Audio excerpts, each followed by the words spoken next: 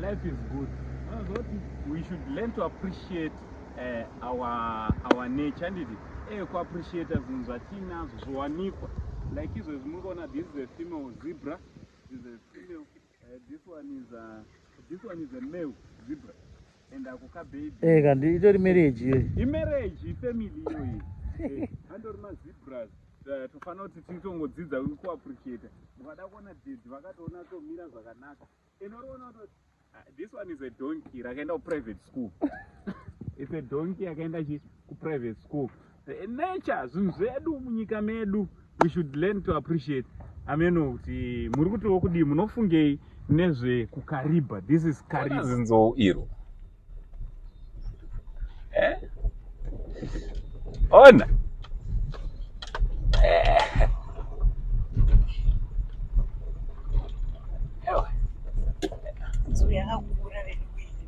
Inonzi a head of elephants. Chata kudzingirwa nenzou. Iyo ndonzova kumana ndazouya ndikazoionera padhuze this time. So murikuona kuti kudika kukariba kunotowika. Motongouyawo mungozoonawo mhuka idzi. Zvina kana kuipa.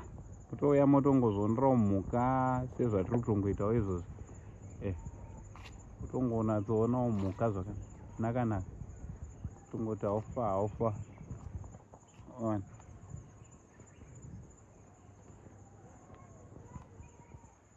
Chinzowe.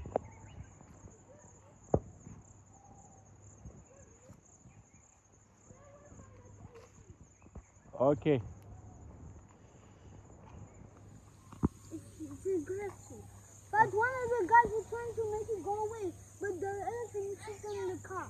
This is on the car. So be careful. Okay, my friend. Kunzine mwana wemurungu hausaende padhuze.